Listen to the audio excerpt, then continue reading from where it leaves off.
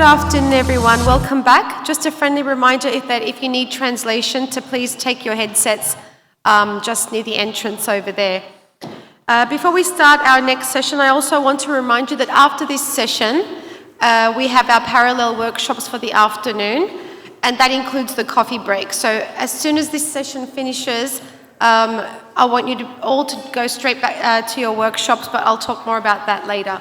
So this afternoon, our second plenary session is called Reclaiming Truth as an Indispensable Common in the age of post-truth, poly-truth, and fugitive truth. Today, we are very lucky to have two very special speakers with us today. I will introduce them quickly. Saul Newman is Professor of Politics at Goldsmiths University of London. His research is in the area of contemporary political and democratic theory, including topics such as radical politics and anarchism, human rights, political theology, populism, and post-truth politics. He is the author of and editor of over a dozen books. Our other speaker today is Martijn de Waal. He's a professor at the Civic Interaction Design Research Group at the Amsterdam University of Applied Sciences. He is co-author of books such as The Platform Society, Public Values in a Connective World, The Hackable City, Digital Media and Collaborative City Making in the Network Society, and The City as Interface, How Digital Media Are Changing the City. Our moderator for this session is Nazar Erişkin, and I'm handing over to you now, Nazar. Thank you very much. CiviCon'un ilk günü ve ikinci oturumu. Herkese merhaba. Öğleden önceki oturumda müştereklerimizden bahsettik ve sonra yemeğe gittik. Umarım yemekleri beğendiniz ama umarım rehavet çökmedi üzerinize. Çünkü hakikatten bahsedeceğiz bu oturumda. Son derece önemli bir konu. Aslında bunu size söylüyorum ama Cadılar Bayramı'nı kutlamak için biz buradayız. İtirazı olan var mı? Çünkü bu benim hakikatim. Ben inanıyorum ki sizi buraya Cadılar Bayramı'nı kutlamak üzere topladık ve bu benim toplama biçimim. Herhangi birinizin itirazı var mı? Bu benim hakikatim. Anyone? İtirazı olan herhangi biri var mı? Hakikat o kadar eğilip bükülen bir şey ki vazgeçilmez bir ortak değer olarak yeniden sahiplenmeyi konuşacağız bugün hakikati. Ve bunu yaparken aslında hakikat dediğimiz şeyin belki de bugün en çok konuştuğumuz ama en az inandığımız kavram olduğunu söyleyebiliriz. Çünkü çok eğilip bükülebilen bir şey hakikat. Herkesin kendi gerçeği var ve öyle ki bu gerçekler bazı durumlarda bariz yalanlar olabiliyor gözümüze baka baka. Ama tıpkı hakikatmiş gibi kabul ediyoruz. Koca koca liderler bu sözde hakikatler üzerine kararlar alabiliyorlar. Bugün burada hem politik hem kamusal hem de bireysel düzeyde hakikatin nereye dönüştüğünü, bu bulanıklığın içinde hala ortak bir geleceğe, gerçekliğe tutunmanın mümkün olup olamadığını konuşacağız. Sivil aktörler olarak yanlış bilgi, komplo teorileri, manipülasyona karşı hakikati ve şeffaflığı nasıl savunabiliriz konularını irdeleyeceğiz hep birlikte. Diyalog, hesap verebilirlik ve demokratik tartışma yoluyla güveni nasıl yeniden inşa edebiliriz, hakikat temelinde birbirimize nasıl tekrar güvenebiliriz konuları için yanıtlar arayacağız. Bu tartışmayı da iki çok kıymetli isimle birlikte yürüteceğim için ben çok mutluyum. Ve Profesör Saul Newman'la başlayacağız. İlk olarak ona sözü bırakmak istiyorum. Hocamız Foucault'un farhezya kavramından yola çıkarak hakikati söylemenin artık bir siyasal direniş biçimi haline geldiğini söylüyor. Bize anlatacaklarını merakla bekliyorum. That's sort of like applause before the talk's even started. That's very gratifying.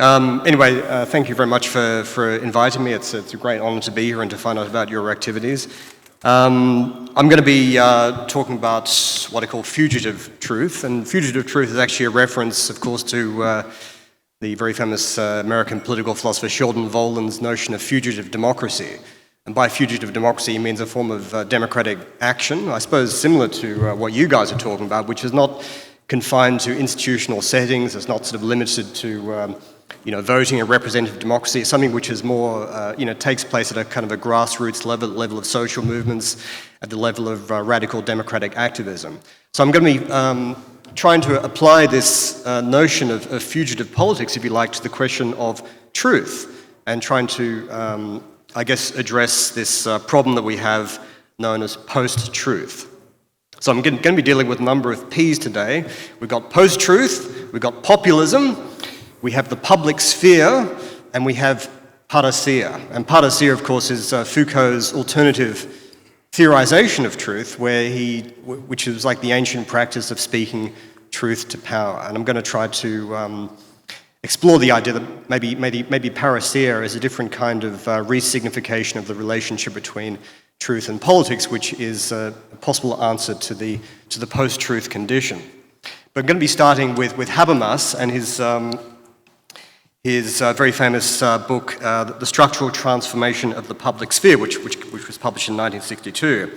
And here he chants the emergence during the 18th century of a public sphere coinciding with the rise of the social prominence of the bourgeois class. And he describes it as a sphere, and quotes it as a sphere of private people come together as a public. So for him, the public sphere referred to a new space of interaction and communication, which was distinct both from the market and the state, in which the public exercised its own independent critical power in judgment over the actions of the sovereign. And this was, for him, an unprecedented development in European society. So for centuries, the public, or publicity, had been confined to sovereignty and theatricalized in displays of authority and the rituals of the court. But with the European Enlightenment in the 18th century, and with the emergence of the bourgeoisie as the economically relevant class, a new kind of social power started to be exercised in salons, coffee houses, and through journals and newspapers. And this was a form of power based on free communication and deliberation, where public opinion was swayed by the force of the better argument, right, rather than the dictates of the law and the violence of the sovereign.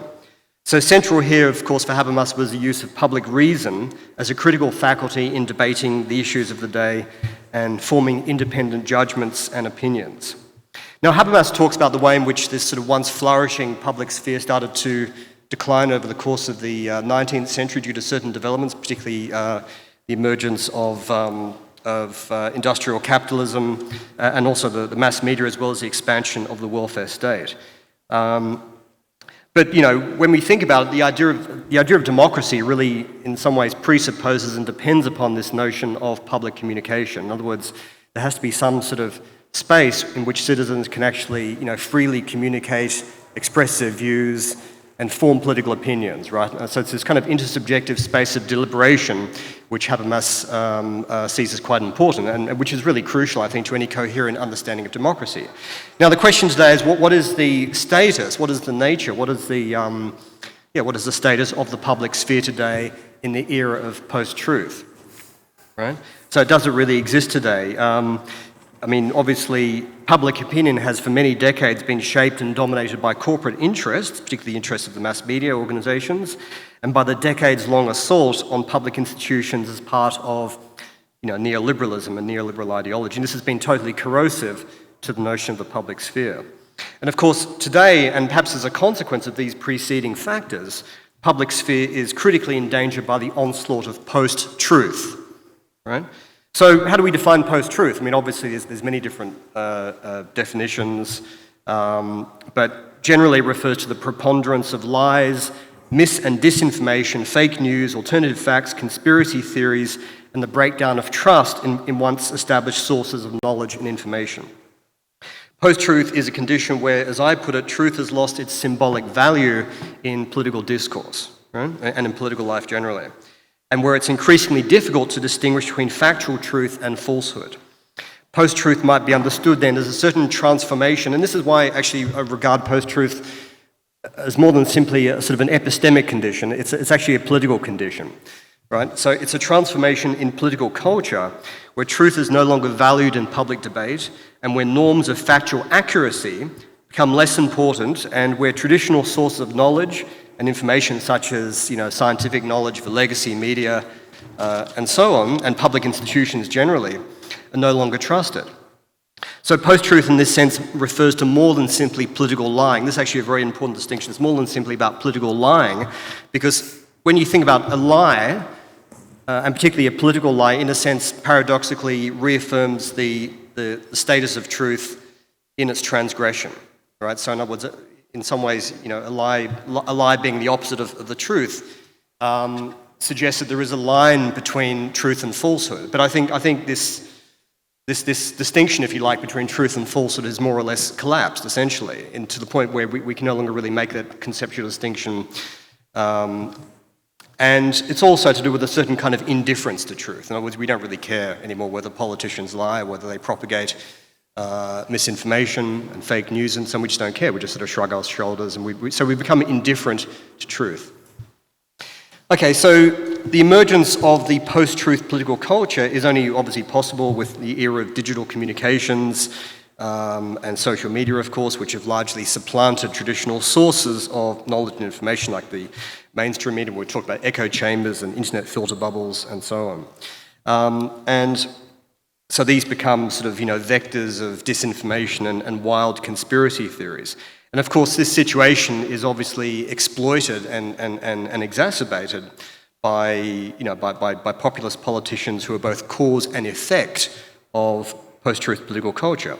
So populist politicians spread disinformation, encourage conspiracy theories with the intention of fomenting distrust in the political establishment and in the mainstream media, which they denounce as fake news, and thereby intensifying political polarization and galvanizing key constituencies. So post-truth politicians no longer even pay lip service to the truth. They lie shamelessly and without repercussion, and in doing so they reproduce a political culture in which factual truth no longer seems to matter, or at least counts for less than appeals to emotion and identity. So, what this discourse does is really create kind of an alternative political reality in which the line, once again, between truth and falsehood becomes blurred and indistinct. So it's clear, isn't it, why this post-truth political culture that I've been talking about poses such a threat to the notion of the public sphere and thereby to democratic life generally. The public sphere, as we know, is about this sort of free and undistorted communication between citizens.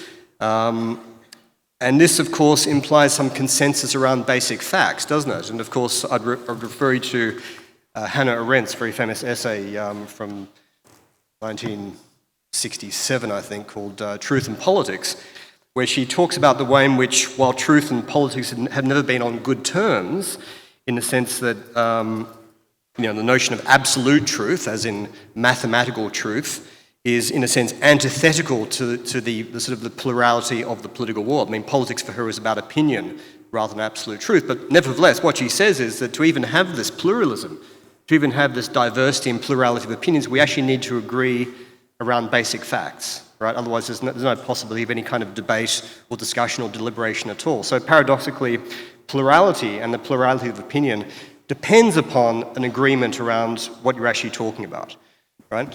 And she was talking about the erosion of this consensus around facts back in the 1960s. It's a very, very prescient argument. She's basically predicting the post-truth political condition, which is obviously infinitely worse today.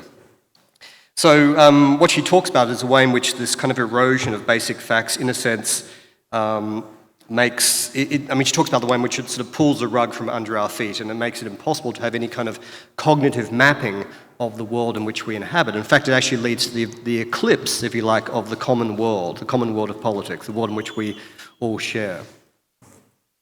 Okay, so right, so we're obviously, this is obviously a very sort of real crisis with the notion of the public sphere. Habermas, in some recent reflections on the public sphere, where he's kind of reflecting on what's going on with public communications today, he talks about the way in which new digital communication technologies and the decline of the influence of the legacy media have contributed to the proliferation of what he calls semi-publics. So what he's really talking about here are kind of, if you like, internet echo chambers. So, groups of people who only talk to other like-minded people, particularly in the online spaces, on the online world. And this is, for him, I mean, this has kind of eroded the very boundary, if you like, between the public and the private, which was the field of tension upon which civil society and the traditional conception of the public sphere depended. So Habermas refers to what he calls a new structural transformation of the public sphere, and he believes that this is really kind of a clear and present danger to democracy itself, right? Because all opinions are sort of filtered, public debate is polarized. There's a kind of and there's also a real sort of fragmentation into different groups who don't really sort of talk or communicate with each other. They only kind of talk to themselves. So these depleted semi-public spheres have come to supplant or to replace the traditional public sphere. But interestingly, he says basically they hyper, right? So post-truth is really to do with kind of a hyper-politicization of truth.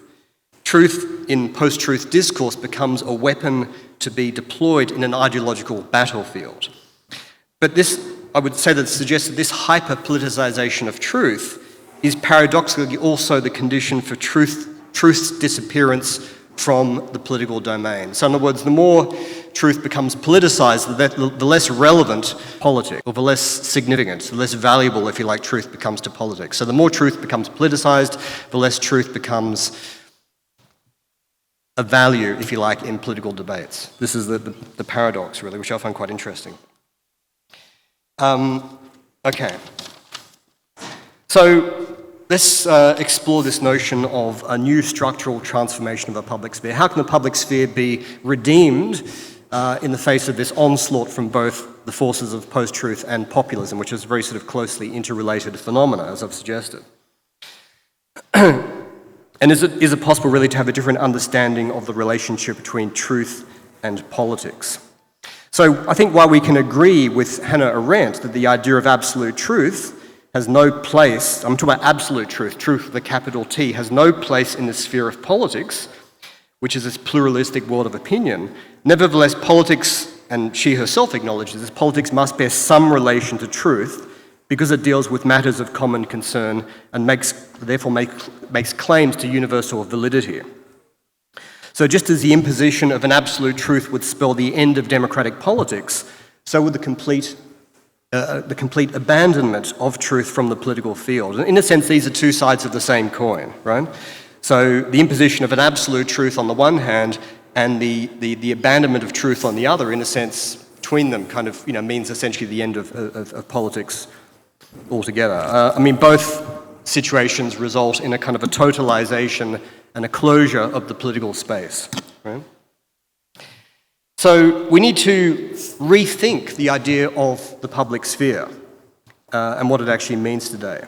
What does it mean to actually enter the public sphere? What does it mean to communicate with one's fellow citizens? What does it mean to kind of engage and deliberate over political issues? What does it actually mean to take collective political action?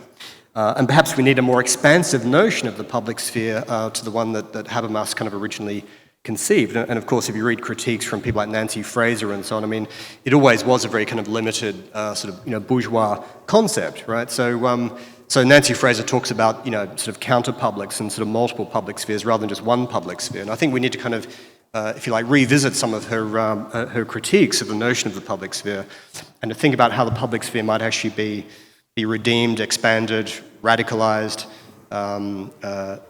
and so on. And once again, I think the activities of CiviCon, I think, are a very good example of this. But I'm going to be talking mostly about protest movements, new social movements, movements which we're seeing today, movements which mobilize around questions of economic justice, racial justice, climate change, police violence, and even the defense of very, very basic democratic rights, which we can see are under threat all over the world. So, I mean, everything from movements of occupation which appeared well over a decade ago, such as Occupy Wall Street, the movement of the squares in Cairo, Madrid, Athens, Istanbul, to more recent protest movements like Black Lives Matter, like Extinction Rebellion in the United Kingdom, which is obviously a climate justice movement, the Gilets jaunes, the Yellow Vest movement in France, and protests really in defense of democracy and human rights all over the world, Chile, Poland, Romania, Georgia, Nepal, Madagascar, and of course right over the United States. You might be aware of the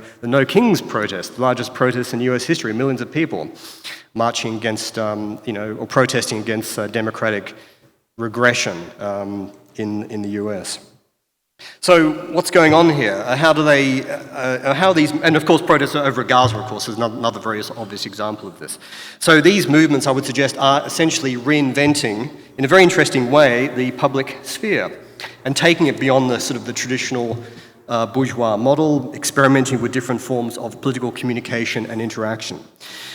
They still entail the gathering of private individuals as a public, as Habermas originally conceived, and they certainly involve the autonomous exercise of public reason and critical judgment. But they also challenge the traditional boundaries of political life. Public deliberation is no longer confined to the polite civilities of bourgeois society, nor does it take a particularly institutionalized form. Politics, on the contrary, spills out onto the streets, occupies public spaces, experiments with direct and deliberative democratic decision-making in public assemblies, and it eschews or rejects traditional forms of political representation and communication. Sometimes these movements speak in a language which is quite alien and jarring and intended to disrupt the norms of political discourse, such as the chant of "I can't breathe," which was associated with Black Lives Matter and protests against racialized police violence. Sometimes they involve acts of violence, such as the destruction of property and symbols. And often they involve acts of civil, or as we can also call them, uncivil disobedience, such as blocking motorways, chaining themselves to aircraft to draw attention to carbon emissions and the climate crisis. Yet what links these various movements and convergences is the original idea of the public sphere, and also the principle of autonomy, which I'll say a bit about towards the end. The idea that people have a right to assemble, to communicate freely, to exercise their critical powers of judgment, and to make their own political decisions. These are really what kind of unite all of these very diverse movements. And what's also important, I think, is, and this is the point that someone like Judith Butler makes, is the convergence of bodies in public spaces. Craig Calhoun made the point about the importance of face-to-face communication or face-to-face interaction, and I would certainly agree with this point. Actually, I think it's one thing to communicate online; it's quite another to actually gather together in public places. So I think there's something very important about the sort of the mingling and the interaction of physical bodies in a kind of a sort of physical space, and I think very interesting forms of politics are generated from that kind of bodily interaction. So these convergences not only reclaim space as public, they change our very understanding of the public space, breaking down the normal boundaries of public and private and opening up the political space to issues, concerns, and forms of subjectivity that have been traditionally excluded. So my claim here is that in challenging these conceptual boundaries, these movements also reanimate and re-energize the public sphere today, inventing new forms of public deliberation, communication, and citizen engagement. They're public not only in the sense that they seek visibility on the public stage, but also in the way in which they deepen and widen the scope of democratic participation and will formation. They're not the semi-publics that Habermas speaks about, in other words, echo chambers and so on, but I think there's something much closer to Nancy Fraser's idea of counter-publics, which in challenging the limits of the formal public sphere at the same time reinvigorate it, and where power is subjected to an ongoing critique in the name of rights or various democratic norms and values. Now the question I'd like to explore now really is what is the relationship really between these new movements and these new forms of politics and truth? Do these new forms of politics, in other words, propose a different understanding of the relationship between politics and truth? Do they somehow redeem us from this sort of post-truth political condition? Right? And this is where I want to turn to Michel Foucault and then go much further back into the ancient Greeks and Romans for a possible answer to this. Okay, so I turn to Michel Foucault's notion of parrhesia or parousia, which means frank and fearless speech. Frank and fearless speech, which referred to the ancient practice of speaking truth to power. So for Foucault, parrhesia was one of the chief ways of practicing what he called the care of the self that could be found in the cultures of ancient Greek and Roman antiquity. Parrhesia involved an obligation that one imposed upon oneself to speak the truth, regardless of the risks. And indeed, what gave parrhesia, according to Foucault, its particular ethical quality, was that it entailed an element of risk and therefore courage. He says in quotes, "Parrhesia is the free courage by which one binds oneself in the statement of truth, of freely binding oneself to oneself in the form of a courageous act." So in other words, speaking truth to power always entails risk, and it's precisely the risks which one incurs in speaking the truth, which gives parrhesia this kind of ethical dimension, which I would say is completely lacking in post-truth political discourse, right? Okay, so the parrhesiast often spoke truth at great personal risk, as Plato did when he gave unwelcome philosophical counsel to the tyrant Dionysus at Syracuse, or as Socrates, of course, himself did, when his philosophical interrogations antagonized the Athenian demos. So parrhesia is always a challenge to power, whether it's the power of the tyrant or even the power of the demos itself. And this is the interesting point here, I think. Parrhesia, while it emerges within the democratic situation, it presupposes democracy, it presupposes a certain kind of free speech, if you like. It can also go against the will of the people, at least as the populace might frame it, right? It can go against the demos. It can speak out against what we might call public opinion or the will of the people. So it presupposed free speech and the equal rights of everyone to speak, what the Greeks call isagoria, but on the other hand introduced an ethical and critical dimension into political life that sometimes went against the democratic will. Unlike the populist who, like the demagogues of ancient times, panders to the will of the people, promising to give the people what they really want, the parrhesiast, by contrast, is not afraid to defy the majority will and to say and to do things which are unpopular, right? In the name of the truth. Sometimes the truth is uncomfortable. Sometimes, in fact, it's often uncomfortable and it's often politically unpopular. However, according to Foucault, this critical distance that the parrhesiast takes from the demos is essential to a well-governed democracy. While populism emerges from within the democratic space, and while populist leaders claim to be the ultimate democrats who speak for the people against the liberal elites, against the establishment, etc., they actually threaten to close down the democratic space by affirming a singular, unified, and homogeneous view of popular sovereignty whose will must be obeyed absolutely. Yet democracy cannot be absolutist in this sense, and it must be open to a plurality of different viewpoints and dissenting opinions. It must protect the rights and interests not only of majorities but also of minorities. So the democratic public sphere must be able to accommodate what Nancy Fraser calls counter-publics. Therefore, if democracy is to be governed well, if democratic decision-making is to be guided effectively and ethically regulated, it must be exposed to the ordeal of truth, to a principle that is different from it and sometimes in an antagonistic relationship with it. So when, for instance, contemporary climate justice activists block highways or shut down city centres and disrupt everyday life, they often risk antagonising majority opinion, not to mention risking fines, imprisonment, etc., arrest. Yet such acts of civil disobedience, which intend to confront people and governments with the truth of climate change, need to be seen as an essential part of democracy, even if they go against the will of the majority or the will of the demos. So in other words, it's this kind of it's this combative. We're talking about combat here. We're talking about truth wielded antagonistically. It's this combative element of truth against public opinion, truth against the demos, I think, which actually gives parrhesia its kind of critical distance from power and gives it this kind of ethical dimension which is totally lacking, I would say, in the discursive position of the populist. So to clarify this distinction, we can perhaps contrast, as indeed Foucault does, parrhesia on the one hand to sophistry and rhetoric on the other. And sophistry and rhetoric are discursive games designed merely to win an argument. You think of, Thrasymachus in the Republic, or to appeal to and manipulate the passions of the demos.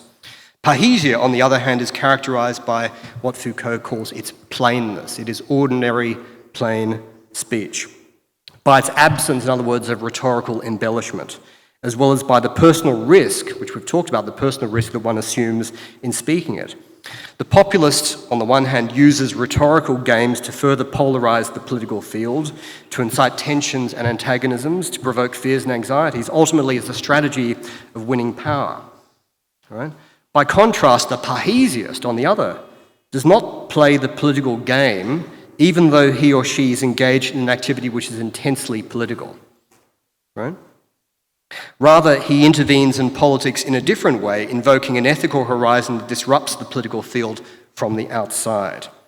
The discursive strategies and actions of new progressive social movements, which I've referred to above, could be seen, I think, as parhesiastic, if you like, in this sense. They withdraw from the game of power and from formal institutional procedures of politics, instead seeking a transformation of the political space in the name of a greater justice. Yeah, so finally, parhesia on Foucault's reading involves an ethical and political subjectivation in which the individual, in taking the risk of speaking truth freely and in opposition to power, commits him or herself to this truth. Right? And this, once again, is strikingly different from today's post-truth populist and the populist paradigm of post-truth, which is a condition characterized by the absolute lack of integrity, by what might be called careless speech. Careless speech, not careful speech, but careless speech. Not only does the populist not care about the veracity or truth of what he or she says, he plays fast and loose with the truth, doesn't he? He spreads disinformation and conspiracy theories. But in saying what he says, he takes no personal risks, right? Because he's usually protected by powerful constituencies. Right, despite their constant claims to victimization, populists are protected by large political constituencies. So in contrast, parhesia might be considered to be a form of careful speech, not only in its commitment to truth, for which one is prepared to stake one's life, but also in its concern for the integrity of the self. Okay, I'm just coming to the conclusion now. So my claim has been that the renewal of the public sphere, in the face of the challenges it faces from post-truth populist discourse, lies not only in the defence of existing institutions and norms of liberal democracy, which are obviously very important, but also, I would say, in the invention of new forms of political subjectivity. For Arendt, going back to Hannah Arendt, for Arendt, the importance of institutions such as universities, and she also talked about the judiciary as what she calls refuges of truth. She argues that despite their importance, that the weakness of factual truth is that it's on the side of the status quo, which is why it's so easy to be attacked by populists who are associated with what they call the establishment. Lying, by contrast, or in our terms post-truth, has the advantage here because, according to Arendt, lying is on the side of action and seeks to transform the political situation or to create an alternative reality. This is why lies are always more seductive and exciting than facts. Right? Facts, she says, are boring. Right?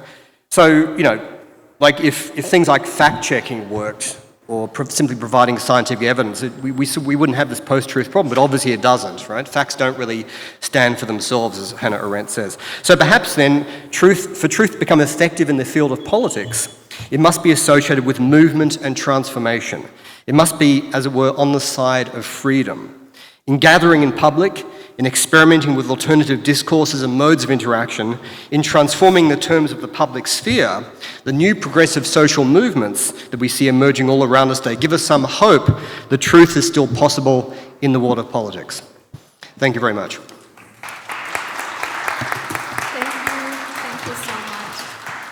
Profesör Newman'a çok teşekkür ediyoruz. Foucault'un parhesia kavramı üzerinden yola çıktığı hakikati söylemenin artık siyasal bir direniş biçimi haline geldiğini söyledi. Thank you for your speech.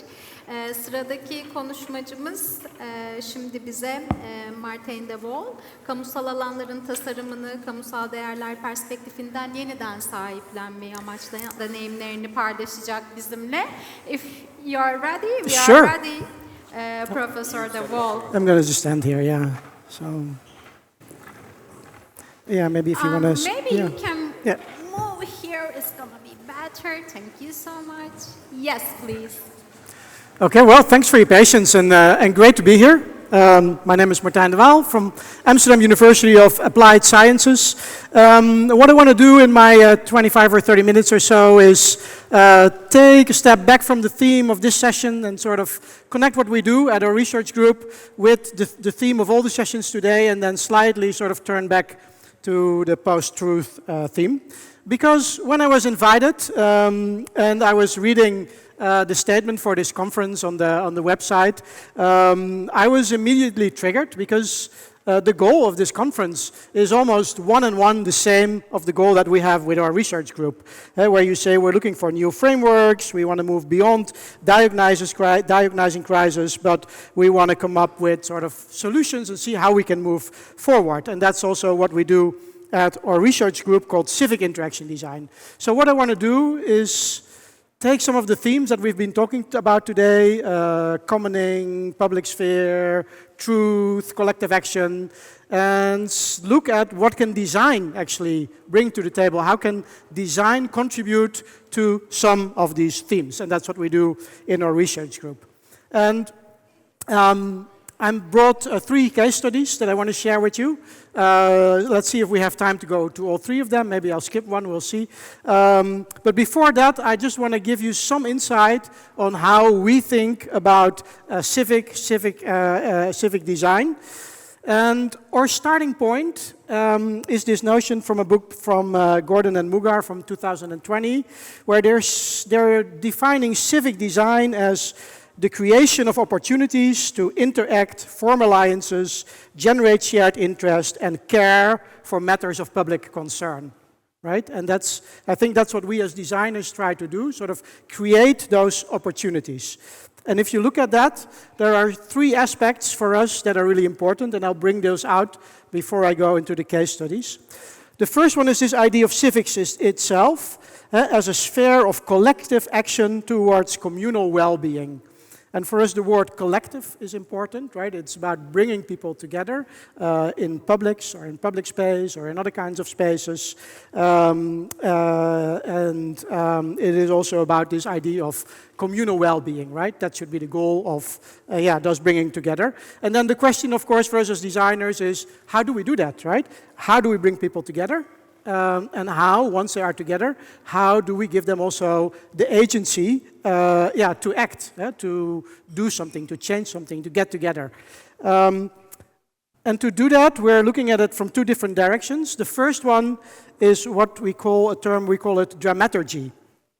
And dramaturgy, we look at it at a lens from, you could say, maybe theater, sort of this idea of staging actual experiences or environments in which those people can come together, maybe create a focal point around which they can have a conversation or an experience that they can sort of connect together. A more formal definition I put on the screen behind me, the design of spatial and temporal settings. So events that have a particular duration in time, but there's also roles, like in the theater, and relations through which the interaction between people and or between citizens and institutions can emerge. So that's very important. We always look at it from a sort of a dramatic perspective. How can we design those environments? And the other one is the question, of course, but then who does that, right? Who brings together those publics? And for that, we also often use this notion of curation. In the Netherlands, this term urban curators has emerged. I will talk a little bit about that more. But what we're seeing, that there is an important role and they are often professionals. In the Netherlands, they are often designers or architects or sometimes social workers or artists. And they somehow see an opportunity somewhere in society to change something. And they are the ones who sort of start the staging, form a coalition, bring people in, and try to provide them with all kinds of perspectives to actually change something in society. If you take a look at this picture, this is a bit of I think, a nice example. Maybe what I mean, it's an installation by an artist collective from Canada called Moment Factory. And this is, their installation is called Megaphone. I don't know if you can really see it, but here's a group of people standing. There is a little stage there, and there is a megaphone standing here on a little stage. This is a project from 10, 15 years ago, and you could sort of shout something into the megaphone, and then there was voice recognition systems, which was very novel at that time, and then some of the keywords would sort of emerge up there, right? So it's sort of a very condensed version, I guess, of, on the one way, sort of an Habermasian public sphere, right? Sort of giving people a stage and a voice so they could speak up. But it also departs a bit from the Habermasian in that it's not just about sort of the rational arguments. They also bring sort of more affective dimensions, right? It's really also about having fun and being there together and sort of the visceral experience of seeing your words on that screen, right? That's also part of that.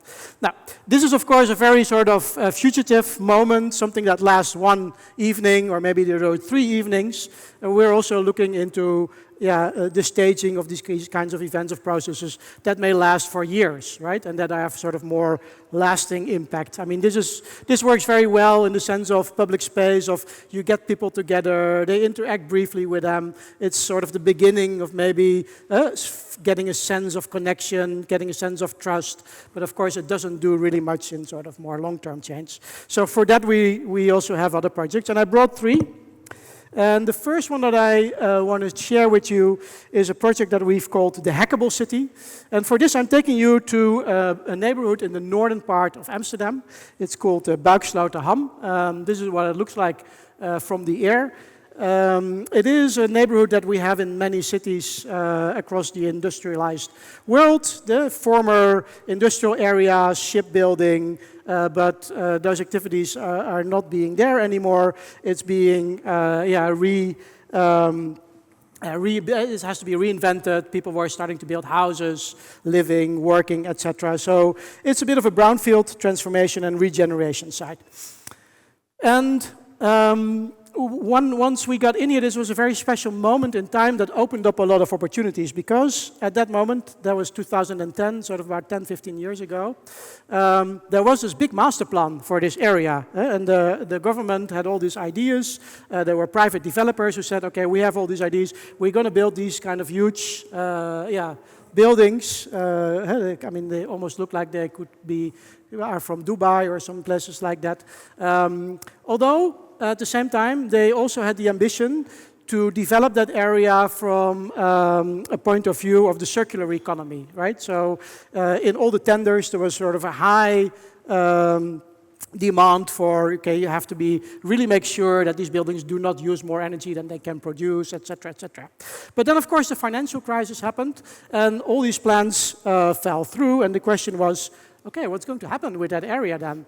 And that was a moment in time when the government said, okay, if we cannot do it, if the market cannot do it, let's maybe give it back to civil society. Like, let's see if there are bottom-up collectives or groups of people who want to come in and develop that piece of land or that area, but still only if they promise that they can do it from a perspective of circular economy, inventing with sort of new maybe technologies, new ways of living together there, which are based on this communal well-being. And then a group of, actually a number of groups emerged that stepped up. Many of them led by architects, which is of course apparent because it's about the redevelopment. But they really managed to sort of organize groups of citizens around them to collectively develop that area from this perspective. And they did that through several initiatives. This is an interesting one. It's a little place called the Keuvel, and that became a central spot in that area. You see the little site there. It's an old shipbuilding site. The ground was very polluted, so it was not possible to build on the ground. But then there was a group of architects and entrepreneurs and social entrepreneurs and other sort of small social design companies who came up with this idea. They said, okay, if we not can build on the ground itself or in the ground, then maybe we can use some of the old houseboats that we have in Amsterdam, and we can sort of put them on the soil, right? So that they're sort of a bit elevated from the soil. So sort of a kind of a hack to bring in a different kind of building. So they collected all these houseboats. They're actually very cheap because in Amsterdam you pay a lot of money for the place, but the boat itself after a while is more or less worthless. So they got a lot of these boats and they formed this little, I guess sort of an office park for their creative industries. But they also created a big cafe and a meeting site right next to that. And that became sort of a central place where lots of people came together. But not only did people sort of come together there, it sort of was becoming a public space, it also attracted a lot of attention from media from all around the world, right? Because here was a group of people led by architects who proposed sort of a new way of developing that area and who were also very much pioneering the circular economy. So that site, having that site there, helped to build a story for that place, and that site became actually bigger than itself in the sense that that story became really important, and that helped then, of course, also attract other people. Something else that they did in that area was, rather than having this one big building or a few of those big buildings, the government said, okay, if we cannot do that, let's cut it up into a lot of small pieces and give those to building collectives, so groups of people who want to develop their own place and do that together. This is an example of those projects. And then again, the architects were sort of leading co-creation processes with the people who were going to live there in all kinds of sessions like this. And they started to do a lot of knowledge exchange, and they started to form a community to develop those houses together.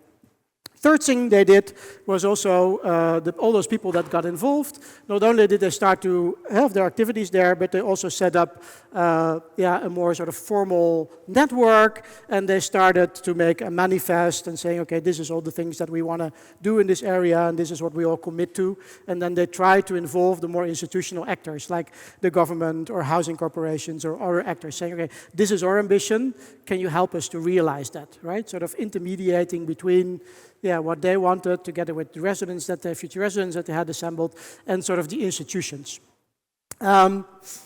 As researchers, we followed that process for a few years to sort of understand what kind of dynamics were emerging there. And then we helped the intermediators, sort of the people who organized that, with the development of some tools for acting together. And if you look at what happens there, I mean, it's about building a new environment. But what's interesting is that actually it looks like this, right? We were all the time we were in meetings, right? Because people getting together, exchanging their visions, coming together, maybe like a mini public sphere in a way, to decide what are the goals for this area, what does that mean to be circular, how can it also be social, etc. How do we turn that into actual building plans, etc. And having all these workshops.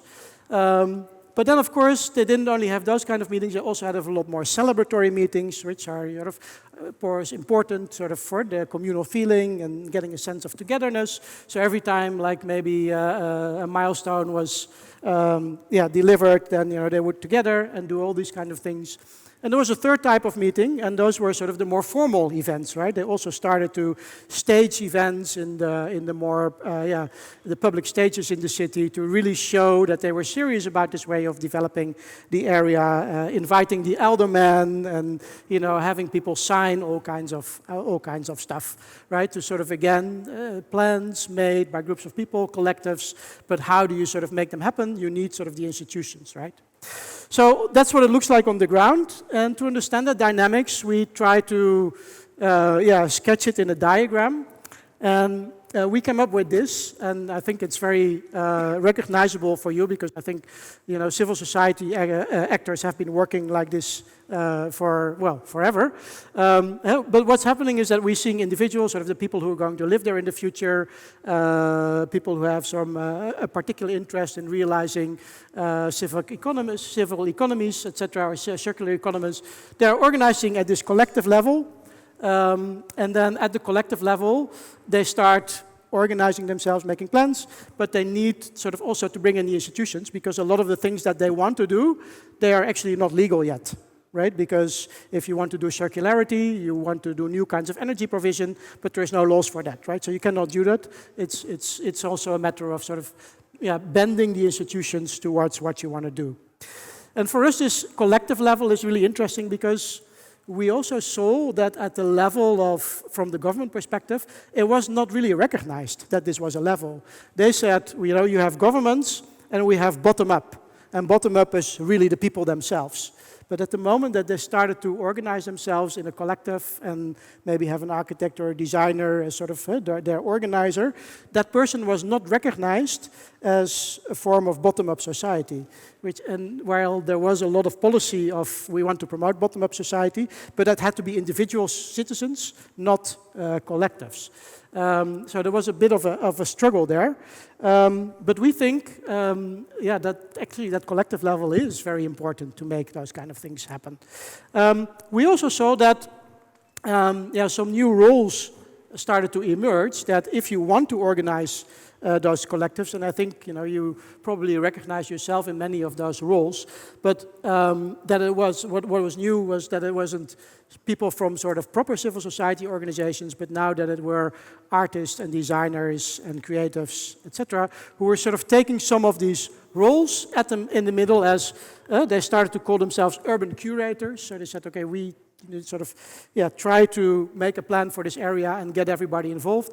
And what they were doing is like they would sort of this bottom arrow is sort of their role of community organizers. So make sure that people were involved, that they were felt part of it.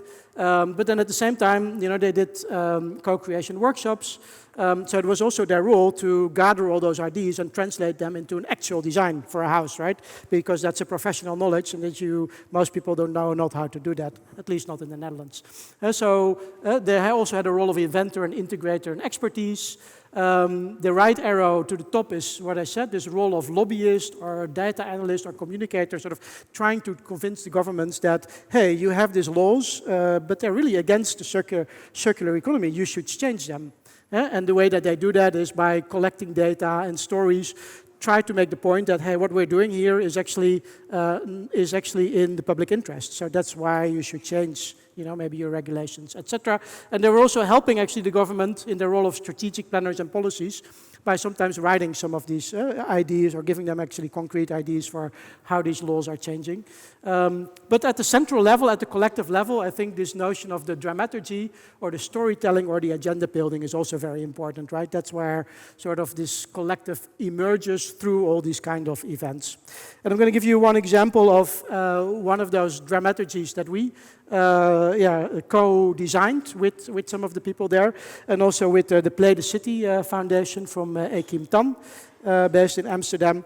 One of the things we did was we designed an urban game that could help sort of bring all those people together and help them sort of reimagine what that neighborhood could be as one of the dramaturgies.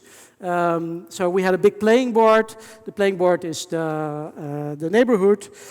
People were assigned particular roles, so it could be NGO, could be a business owner, could be a future resident, could be the mayor, etc.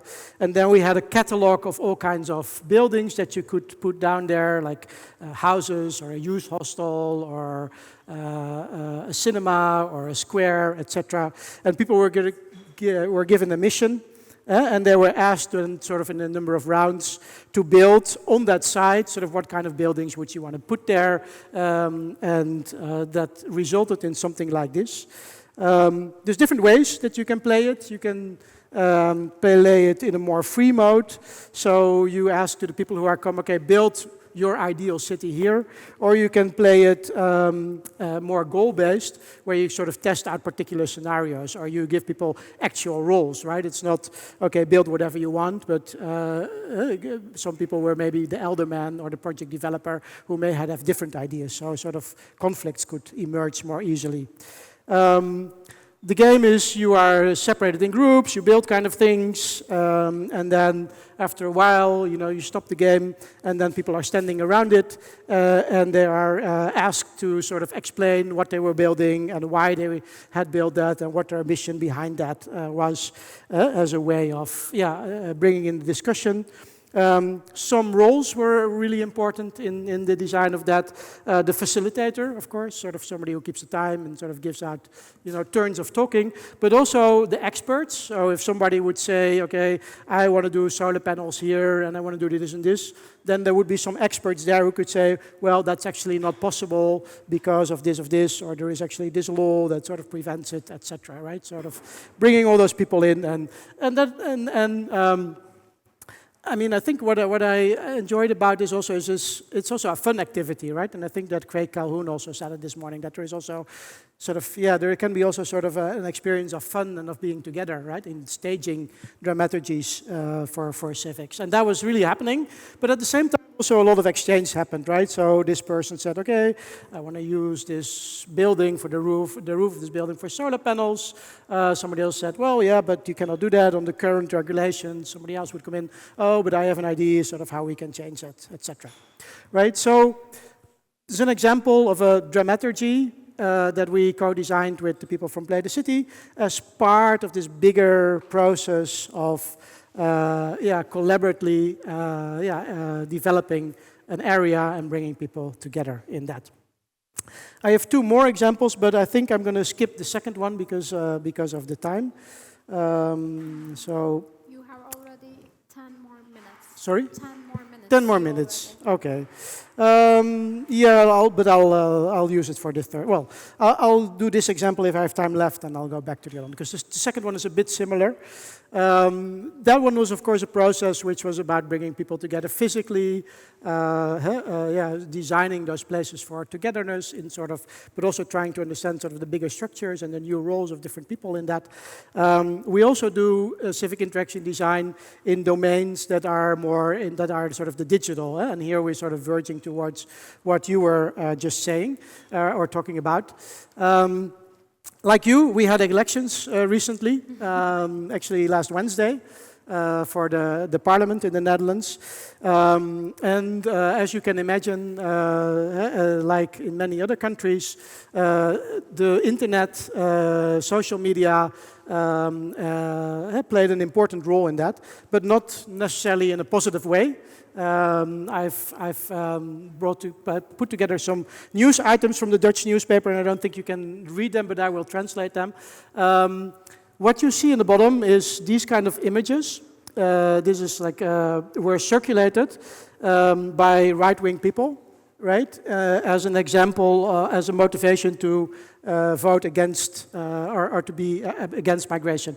But it's generated by artificial intelligence, right? So in a sense, it's completely fake. But I guess for those people, I mean, it's sort of an effective truth, right? To use a term, it's for those people, it feels that it could be true, but of course it's not. And those kind of images have a very important, can have a very important impact of that. And there was a bit of a scandal because it turned out that these images, they were actually produced by two members of parliament of one of the right-wing parties. So rather than doing their work as representatives, they were up in their attics and they were sort of, using Gen AI to circulate all these kind of images. But not only these kind of images, also violent images of this is the main leader of the opposition in the Netherlands. And there were also a lot of violent images in which he was beaten up or which he was arrested or shot down. And they were made by members from the parliament, right, in the Netherlands. So that's pretty bad. And then actually, people said to TikTok that, well, you should take those images down. They were reported, but they just didn't do that, right? They were just not interested in responding to those claims. And even there was a session in Parliament about the role of social media in the public sphere, and all the parties, Meta, TikTok, etc., they just didn't show up. They said, oh, we don't have time for this. Right? Which shows, I mean, I think this comes back to what Jose was talking about before the break, right? That we've left the public domain, the internet, we really left it to the logic of capitalist, or how did he call it? Intensive capitalism, right? The logic for TikTok of making money out of all these controversies was so important, and nobody, not even Parliament, could do anything about it. They just didn't care, And for me, that is amazing, right? That we just left this space that is so important, and we just say, oh yeah, let's just leave it to the big tech moguls. Let's not do anything. Let's not do anything about it.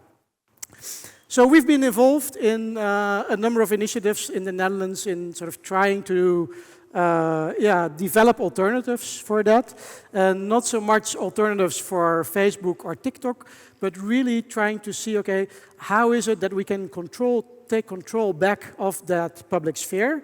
And the way or the approach that we are taking is that we are thinking that, again, civil society organizations or some institutions should take responsibility for that sphere, right? We shouldn't leave it up to big tech, but I don't know, libraries, public broadcasters, NGOs, they can maybe sort of start creating their own spaces in which they do take responsibility about what kind of images are circulated, what kind of comments are circulated, etc. Right?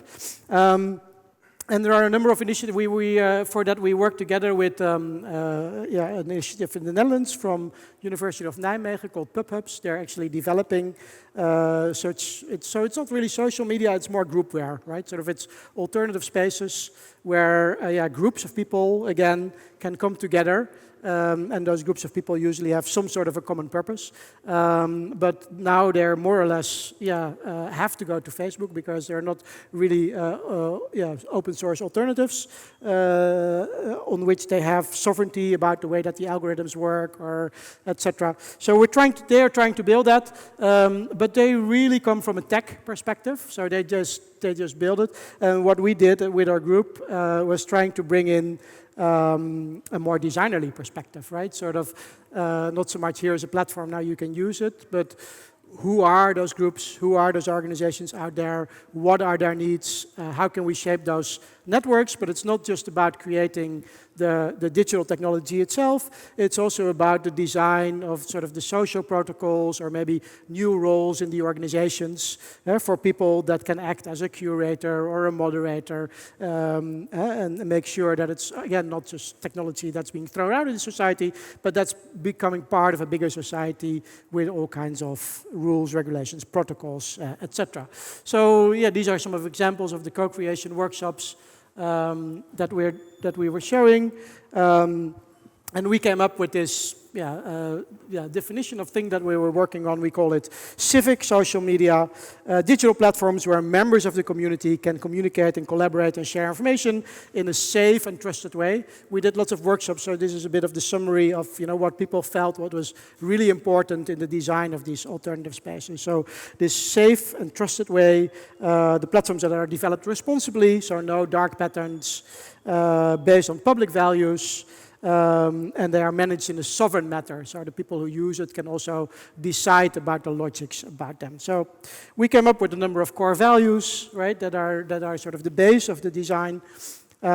We also did an inventarization of different types of communities because the people who started to design that software really had this sort of this one-size-fits-all. But from our research, of course, the different communities have different needs. So communities of care, for instance, they could be patient organizations. One of the groups that we were working with is a network of 13 patient organizations in the mental health sphere, and they say, we really lack online spaces where people can go to for peer support, right? Sort of, or not only people who have mental problems themselves, but also their family members or their friends, etc. There's really no such a thing. Now they have to go to Facebook, but you don't want to, broadcast on Facebook that you have a mental problem, right? Sort of, you need your own space that is really trusted. So we've called those communities of care. Communities of debate are places, more sort of the Habermasian places, where really different perspectives can come together and maybe some information can be found. You can imagine that all of them have sort of very different requirements in terms of design, right? If you are designing this community of care, then of course privacy is very important, right? It's very important that that you can maybe hide behind a pseudonym or something like that, because you don't want the whole world to read about the mental problem that you're sharing with somebody else. If it's a community of debate, then that's maybe not so. Maybe it's actually better if we sort of make visible who's making a particular point of view, right? So. We don't have time, of course, to go into all of that, but I can tell you more about that. From all that, we came up with a number of design dimensions that you can take into account when you develop those platforms. Like visibility, for instance, is to what extent is my identity visible on a platform like that? Is it my real name? Is it a pseudonym? Is it sort of completely anonymous, etc., etc.? And what I said, we also came up with a bigger roadmap where we say, okay, if we really want to do this, then it's not just about the technological application, but it really also is about the organizational level, right? Sort of organizations taking responsibility for the digital domain in the public sphere. And I guess below that are sort of even more fundamental layers, like maybe an open source technological infrastructure, and of course maybe also policy and legislation. And at the bottom level is sort of a more sort of a more grounded idea of what the values are that such systems should be based on. So 2 examples, well 3, but I gave you 2. And I think, what I wanted to share with you was, of course, what happens if we bring design to some of these topics? What do we run into? How do we address that? But most of all, I think, these are some interesting starting points for us when we think about design and civic space. And of course, I've addressed them already a few times. This recognition of these collectives between the individual and the institutions. The situatedness of them. I mean, like I said before, the examples that I'm given here are from the Netherlands. We've been working with those people for a long time. And I don't claim that we have some universal insights or truth from them, but we have some insights that are based on what we address there locally, right? And hopefully some of that can be inspiring for you. And then, of course, there's the role of design, right? They say this playfulness, this affective dimension is important for us. This notion of dramaturgy, of really sort of, designing an experience that is, a trusted and safe civic space of encounter, trust building, negotiation, peer support, etc. And the last one is this emerging role of citizen professional or civic organizations as curators, facilitators, and intermediaries in all that. And also there we see that, those roles are sort of emerging, and we're sort of slowly starting to better understand what it takes to do all that. So I'm going to leave it at that. Thank you. Thank you so much. It was an inspiring speech. Thank you so much. Çok teşekkür ediyoruz ve müştereklerle hakikati de çok güzel bir yerde sentezlediğini düşünüyorum. Kendi alanlarımıza sahip çıkmak noktasında da çok önemli. Yalnız hissetmeyip bunu çoğaltmamız gerekiyor. Profesöre çok teşekkür ediyoruz. Soru cevap kısmına geçeceğim. Eminim değerli profesörlerimize sorularınız vardır. I want to be frank, so I will speak in English. Yes, sure. It may be kind of a reflection. I don't want to steal at all. I'm from Turkey, by the way. Murat, a difficult and constrained environment. Both examples will be from Turkey. A few weeks ago, I was in Hatay. There was a huge earthquake in 2023. The old city was devastated, and it's like a construction site. This one is related with the public space planning. I was trying to facilitate a consultation meeting, and everyone was complaining about that our houses are taken by the government for a construction, and we learn it with a text message to our phones. And a few minutes later, they have received another WhatsApp message, and they left the room with excuses because the government was cutting olive trees, so they must participate to kind of a public protest to protect the olive trees. So I'm not sure if that WhatsApp message was what's the term? Civic social media. But I'm trying to climb another point. In this kind of constrained environments or shrinking environments, is it ways or example to use the methodologies that you have mentioned? Because I have tried to be inspired. How can I use these methodologies? But not sure. Perhaps we are living in another world. That may be the case. But if you can inspire me on that issue, that would be helpful. And about the truth issue, I will give with excuses. I will give another example. 3 months ago, a youth activist called NS made a speech in hemicycle in the Council of Europe in Strasbourg, criticized the government. He was very frank and fearless. When he turned back to Turkey, they took him from the airport. He was in jail for 3 months. He slept in the floor. He was still frank and fearless when he left the jail. But another problem is you mentioned that there must be institutions to protect this frank and fearless speech. But the populists in all over the world, not only in Turkey, started to with undermining these institutions. They started with public institutions, then go to universities, then started, they are trying to undermine civil society organizations. In Turkey, our government also gives some lands to civil society organizations, but they are mainly gongos, or maybe family-oriented NGOs, to be honest. This is another world I'm trying to mean, to be clear. It's a very, they are choking us, they are trying to, it's a very constrained environment, but it is very difficult for us to be very frank and fearless, or use some innovative methodologies. So this was kind of a reflection, but I'm a little bit frustrated, to be honest. But if you have comments, it would be helpful for me. I know those are not questions, but I must say all of these. Thank you so much. You want to say something on it? I don't know. Çalışıyor mu? Yeah, you can talk right now. Yep, it's work. Yep. Well, it was more of a comment, really, wasn't it? That you're saying you weren't very impressed with the idea of PACE. You thought it's unrealistic in the current context. Did I understand you correctly? Yes. Okay. I mean, of course. I mean, the whole point about PACE is it always comes with personal risks. This is why I have nothing but admiration for activists who speak out and who do incur these risks. I think, according to Foucault, this is precisely what gives PACE its ethical dimension. How can we not be moved by these examples? And I think this also applies to social movements as well. But of course, we do need institutional protection. We do need, democratic safeguards as well. But often people still speak out in situations where these safeguards are lacking. And I think we have to pay homage to people who do have the courage to speak truth to power. Maybe that sounds a bit naive, maybe that sounds a bit idealistic, but I'm a political theorist. Thank you so much. You already have your hand. Thank you for your comments, and I hear you. I completely understand what you're saying. Like I said, the examples that I'm bringing are situated from the Netherlands, and I recognize what you're saying, and we're trying to do there within sort of our realm. I mean, is civic social media going to solve the problem of TikTok? Probably not, right?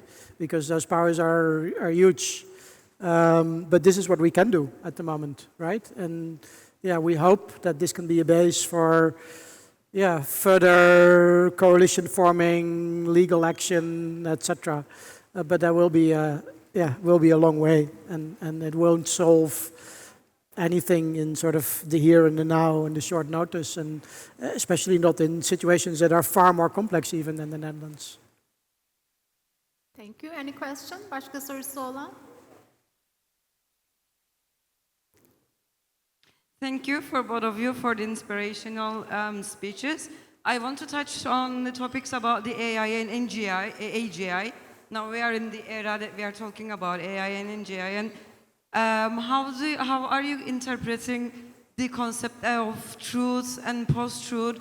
How they are going to affect actually our understanding of truth and post-truth eras, basically, because now we can say that the database, some information can be counted as truth in general from the public, and from the civic spaces. So how can we interpret and how can we work against this? Thank you. Thank you so much. To whom? To both, if it's okay. So it's funny, a bit difficult to hear, but if I understood you correctly, you were talking about how do we deal with the post-truth problem in the era of AI. Is that correct? Okay, yeah. Well, I mean, obviously AI is a game changer, isn't it? It's just simply, accelerates, the dynamics of post-truth. I don't really. I mean, obviously it's going to involve, certain levels of, government regulation, but it might be too late for that. Maybe the cat's already out of the bag. We've opened up sort of Pandora's box with AI. And obviously, political communication is going to become even more distorted, isn't it? With, sort of deep fakes and I just think it's almost like sort of, the ultimate sort of extreme of sort of post-truth discourse, actually, isn't it? And it poses, really intractable, very, very difficult problems for kind of democratic debate and dialogue. But it's also why I kind of emphasize the importance of actual face-to-face interactions and kind of, gathering in public spaces and, reinventing the public sphere as also an actual physical spaces, apart from or aside from kind of online digital spaces. I think maybe this kind of emphasizes the ever-increasing importance of face-to-face physical interactions. Thank you. Yeah, I mean, again, for me, it's totally unimaginable why we've left this space completely open, and we have, for everything in society, we have very complex regulation, and you have to do so many safety tests and product tests and figuring out what the impact could be on somebody's house if you want to bring a product to the market. And the digital space we've left completely open, right? There is, and the people who are running it, like I said in my talk, they're completely unaccountable. And I think that's the problem, right? I do think it's better regulation, but not only regulation, but also actual enforcement of it. Thank you. Katılımınız için çok teşekkür ediyoruz. Burada noktalıyoruz.